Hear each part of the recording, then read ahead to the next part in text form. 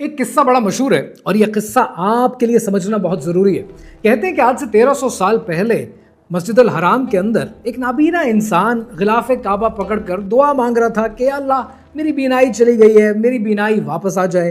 वहीं मस्जिद अल हराम में उस वक्त का एक जाबिर हुक्मरान हज्जाज बिन यूसुफ भी मौजूद था। हज्जाज बिन यूसुफ तवाफ़ काबा कर रहा था। हज्जाज बिन यूसुफ ने जब उसकी ये बातें सुनी, उसकी ये दुआ सुनी, उसे बहुत गुस्सा आया।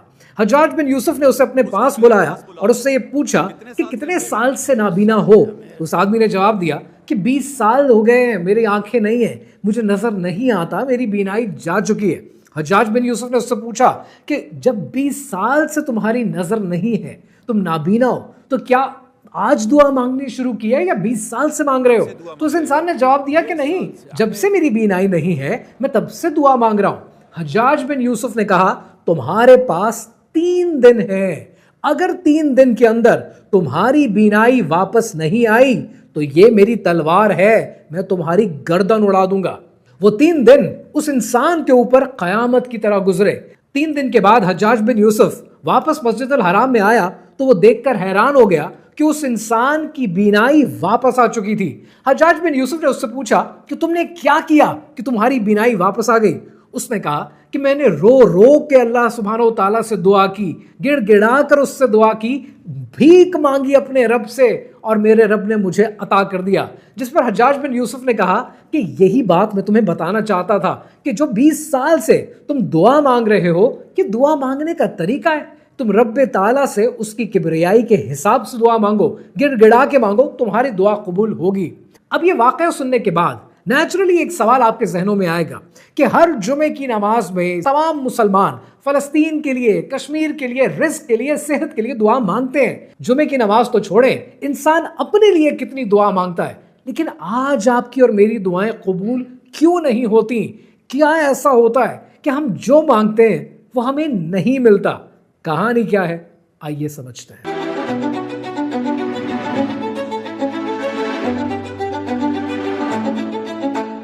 एक ज़माना था जब मैं अल्लाह सुब्हानहू व तआला से कोई दुआ नहीं मांगता था। बड़ी ऑनेस्टली बता रहा हूँ, आपके फ़ायदे की चीज़ बता रहा हूँ। और इसकी वजह ये नहीं थी कि ईमान नहीं था, अल्लाह सुब्हानहू व तआला का तब भी पता था वही मालिक है, पर दुआ शायद इसलिए नहीं मांगता था, जो कि मुझे लगता है आज बहुत से यंगस्टर्स ये बात करते हैं कि मैं दुआ इसलिए नहीं मांगता था, मैं कहता था कि अल्लाह को पता है मुझे क्या चाहिए, उसने मुझे इस दुनिया में भेजा है, वो मेरी हर चीज़ से वाकिफ़ है, तो जो चीज़ मुझे चाहिए he should know and he knows, तो वो मुझे दे देगा। फिर जब जिंदगी में बहुत सारी ठोकरें लगती है ना, तब दुनिया कितनी बड़ी है और कितनी बीसियों के 100 होते हैं, फिर समझ में आता है। और तब ये समझ में आया कि जब इंसान को छुट्टी चाहिए होती है, वो कहीं नौकरी कर रहा हो, तो आप बॉस की पहले तारीफ करते हैं कि सर बड़े अच्छे लग रहे हैं, बड़े प्यारे लग रहे हैं, सर एक छोटी सी रिक्वेस्ट थी, एक काम था, अगर हो जाए तो ये आजिज़ी, ये इनकसारी हम नौकरी पे दिखाने को तैयार है, किसी से पैसे चाहिए उसको दिखाने को तैयार है, माँ बाप से कुछ चाहिए उनको दिखाने को तैयार है, रब कायनात को दिखाने को तैयार नहीं है। वो तो कहता है कि जो आजिज़ी है, इनकसारी है, ये मेरे लिए है, मुझे बताओ, मैं सुनता हूँ हर बात, मैं आसमान दुनिया पे हर रात आता हूँ, मेरी किबरियाई और मेरी बड़ाई बयान करो, मैं सुनता हूँ सब बात। तो फिर यहाँ पर एक सवाल पैदा होता है कि क्या अल्लाह ताला हर दुआ कबूल करता है? सबसे पहले सूरह बकरा को देखते हैं। सूरह बकरा में अल्लाह सुब्हानहू व तआला इरशाद फरमाते हैं, और ए हबीब, जब तुमसे मेरे बंदे मेरे बारे में सवाल करें तो बेशक मैं नज़दीक हूँ, मैं दुआ करने वाले की दुआ कबूल करता हूँ। जब वो मुझसे दुआ करे तो उन्हें चाहिए कि मेरा हुक्म माने और मुझ पर ईमान लाएं ताकि हिदायत पाएं। रसूल अल्लाह सल्लल्लाहु अलैहि वसल्लम की हदीस से मुबारक है कि बंदे की दुआ कबूल होती है जब तक वो जल्दी ना करे कि कहने लगे कि मैंने दुआ की थी और दुआ कबूल नहीं हुई। अब मेरा मानना यह है कि दुआएं तो कबूल होती हैं, ये अल्लाह सुब्हानहू व तआला ने आपको कुरान मजीद में और हदीस मुबारक में बता दिया।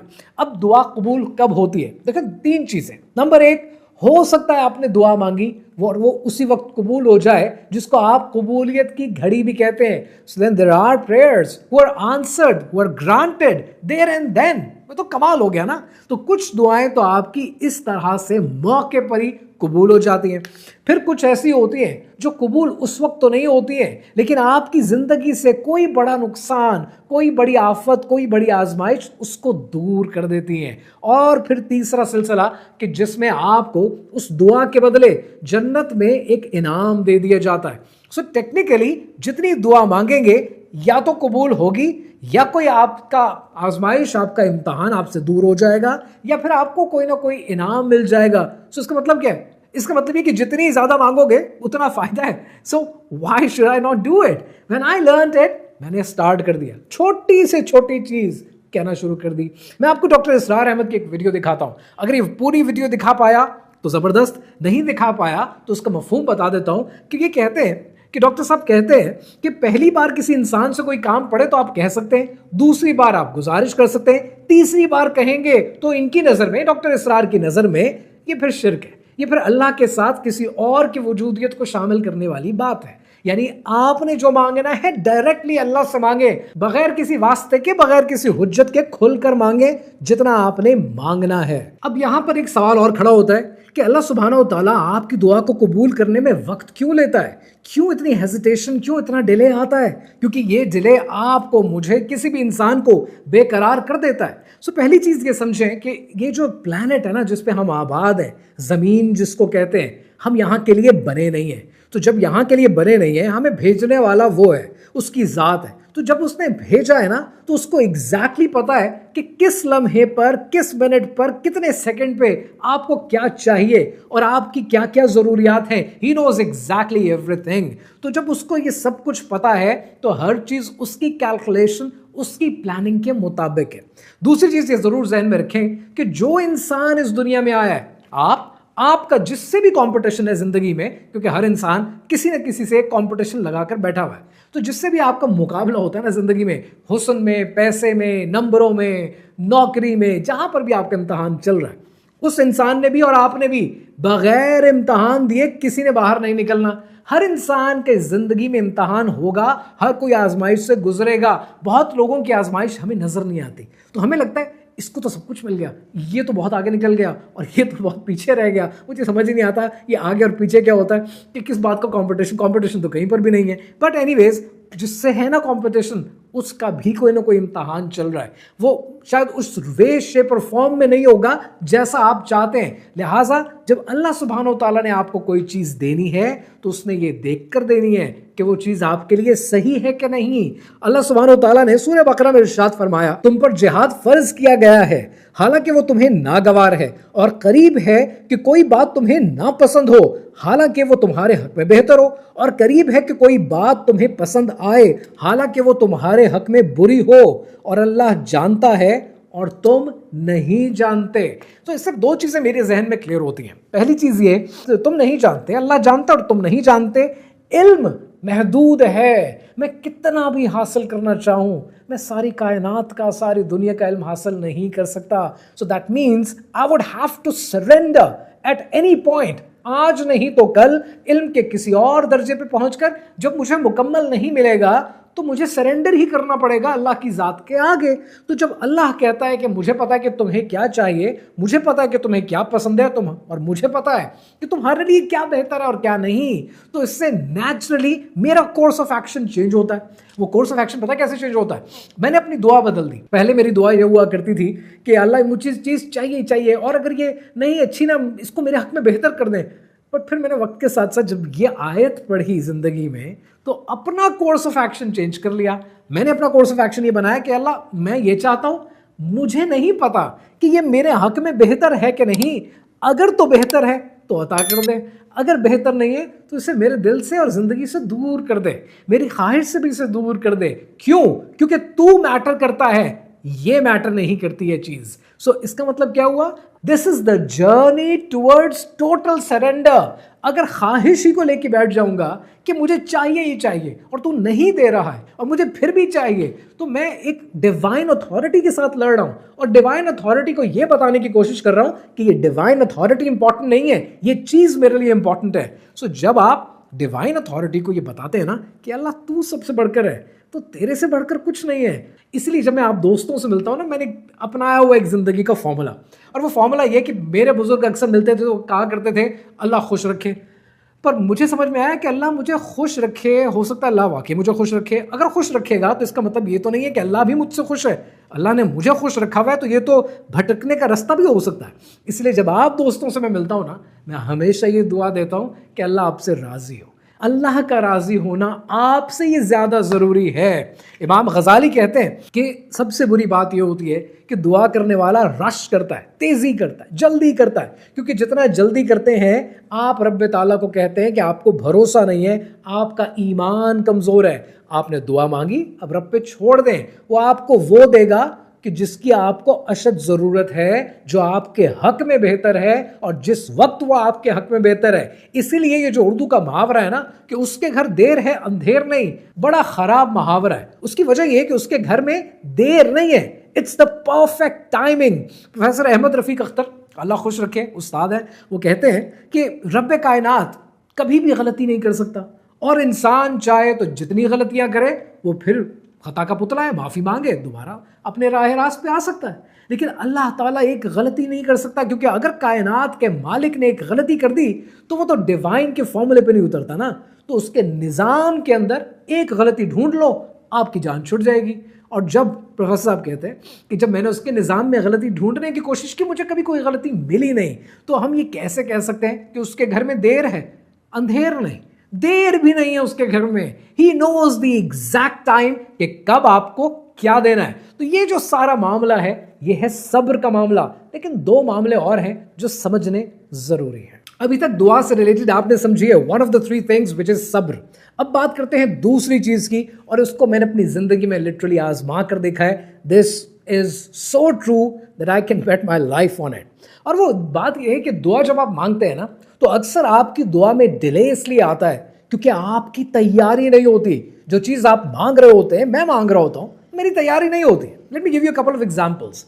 मैं किसी ज़माने में मैन्युफैक्चरिंग से रिलेटेड एक बिजनेस है वो करना चाहता था। जब वो करना चाहता था तो वो हो नहीं पा रहा था, हाथ सीधा नहीं पड़ रहा था, चीज़ें कंप्लीट नहीं हो रही थी ना, somehow things were getting out of the hands. फिर अल्लाह सुब्हानो तआला ने एक और चीज़ में मुझे डाल दिया। वो चीज़ मुझे बिल्कुल पसंद नहीं थी, डाल दिया। उसमें घंटों के हिसाब से स्ट्रेस हुआ करता था, and I started taking it. और फिर करते करते करते करते उस चीज़ का एक्सपर्ट बनने के बाद फिर उससे ग्रेजुएट करके जब मैन्युफैक्चरिंग में आए तो आई लर्नड वन थिंग। और वो जो एक चीज़ समझी ना कि मैन्युफैक्चरिंग का जो स्ट्रेस होता है वो घंटों का स्ट्रेस होता है। कुछ बिजनेस होते हैं जहां पर आपने महीने के बाद स्ट्रेस लेना है या साल बाद लेना है, कुछ होते हैं जहां पर आपको घंटों की प्रोडक्टिविटी देखनी है। वो मैं उसके लिए तैयारी कभी ना होता अगर उस काम में ना डाला होता। लाइकवाइज आज अगर यहां बैठकर मैं आपके लिए वीडियोस बनाता हूं, रील्स बनाता हूं, लोग कहते हैं जी बड़ा आप बोलते हैं और अच्छा बोलते हैं और ये है और वो है। ये अल्लाह सुब्हानो तआला जिसको इज्जत देना चाहे, अल्लाह का बहुत करम है। बट सवाल ये कि मैं जवानी में पैसे भी नहीं उतने मिलते थे, FM 100 के ऊपर भी डीजेइंग करता था। इंग्लैंड पढ़ने चला गया तो वहाँ पे रेडियो पे भी डीजेइंग करनी शुरू कर दी, बोलना शुरू कर दिया, होस्ट बन गए, एंकर बन गए। तो वो आज ज़िंदगी में काम आ रहा है। क्यों? क्योंकि आज जो रब ने मुझसे काम लेना है उसकी कब से तैयारी कराई जा रही है। जब मैं शायद 6-7 साल का था और रेडियो पाकिस्तान पे जाया करता था। सो आपको नहीं पता कि आपकी किस किस चीज़ के लिए तैयारी कराई जा रही होती है। साथ ही साथ दोस्तों, ये जो दुनिया है ना, ये आलमुल असबाब है। ऐसा नहीं है कि आपने कहा है कि मुझे मिलियंस ऑफ डॉलर्स चाहिए, आपने दुआ की, घर जाके अलमारी खोली और सामने आपके मिलियंस ऑफ डॉलर्स पड़े होंगे। नहीं, शायद ये होगा कि आपने पैसे की दुआ मांगी और आपके घर की घंटी बज गई।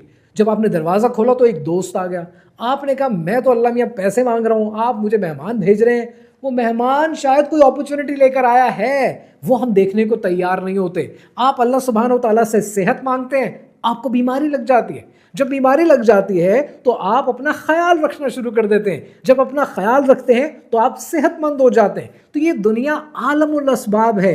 एक तो फितरत के खिलाफ दुआएं कबूल नहीं होती, और एक दुआएं तब कबूल नहीं होती जब आपकी तैयारी नहीं होती। जब आपकी तैयारी होती है, दैट्स द परफेक्ट टाइम कि आपकी दुआएं कबूल होना शुरू हो जाती हैं। और जो फितरत के खिलाफ दुआएं हैं, अगर मैं आज यहाँ बैठकर कहूँ कि अल्लाह मशरिक की बजाय मगरिब से सूरज को निकाल दे, रात की बजाय दिन कर दे, ये फितरत के खिलाफ दुआएं कबूल नहीं होती।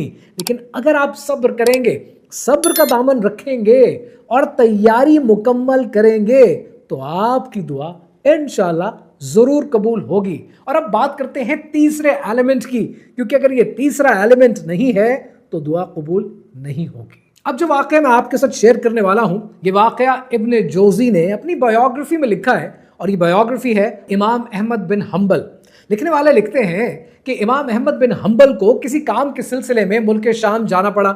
जब वो मुल्क शाम पहुंचे तो शाम का जो सूबा था, उस सूबे के अंदर एक मस्जिद के अंदर ठहरने की कोशिश की, लेकिन मस्जिद का जो गार्ड वहां खड़ा था, उस गार्ड ने इमाम अहमद बिन हम्बल को बाहर निकाल दिया। वहां पास से एक तंदूर वाला गुजरा, वो एक रहमदिल इंसान था। उसे बड़ा तरस आया कि किसी इंसान को मस्जिद से इस तरीके से बाहर निकाल दिया गया है। वो इमाम अहमद बिन हम्बल को अपने साथ ले आया। अपने साथ लाने के बाद उनको बिठाया, पानी पिलाया, और उसके बाद वो अपने रोटी गूंदने में, ब्रेड बनाने में मसरूफ हो गया। और जब वो मसरूफ था तो साथ साथ अस्तगफिरुल्लाह पढ़ता रहा। इमाम अहमद बिन हम्बल ने इस तंदूर वाले से पूछा कि अस्तगफिरुल्लाह कितने ज़माने से पढ़ रहे हो, कितने ज़माने से इस्तगफार कर रहे हो? तो उस पर उस तंदूर वाले ने कहा शायद सारी ज़िंदगी। इमाम अहमद बिन हम्बल ने उससे पूछा इससे कभी कोई फ़ायदा हुआ है? तो इमाम अहमद बिन हम्बल को उस तंदूर वाले ने जवाब दिया, हाँ, मेरी दुनिया में आज तक इस ज़िंदगी में जितनी दुआएं थी सब कबूल हुई हैं सिवाय एक दुआ के। तो इमाम अहमद बिन हम्बल ने पूछा कि वो कौन सी दुआ है जो आज तक कभी कबूल नहीं हुई? तो उस तंदूर वाले ने आह भरते हुए कहा कि बस जिंदगी की एक ख्वाहिश थी कि एक दिन मशहूर इमाम अहमद बिन हम्बल से मुलाकात हो जाए। वो दुआ आज तक कबूल नहीं हुई। अब इस वाक़े को सुनने के बाद आपको ये समझ में आता है कि इस्तग़फ़ार की अहमियत क्या है। लेकिन इसी अहमियत को समझने के लिए सुनन अबू दाऊद से रसूलुल्लाह सल्लल्लाहु अलैहि वसल्लम की हदीस से मुबारक है कि जो कोई इस्तग़फ़ार का इल्तज़ाम कर ले तो अल्लाह उसके लिए हर तंगी से निकलने और हर रंज से निजात पाने की राह हमवार कर देगा और उसे ऐसी जगह से रिज़्क़ अता फरमाएगा जिसका वो तसव्वुर भी नहीं कर सकता। सो 3 चीज़ें करनी है। सब्र का दामन नहीं छोड़ना है, अपनी तैयारी मुकम्मल करनी है और इस्तग़फ़ार करना है। क्योंकि हज़रत लुक़मान अलैहिस्सलाम कहते थे ना कि तुम अपने पाँव से ज़मीन को नहीं उखाड़ सकते, इसलिए अकड़ के मत चलो। जितना इस्तग़फ़ार करेंगे उतना आपकी दुआएं कबूल होंगी।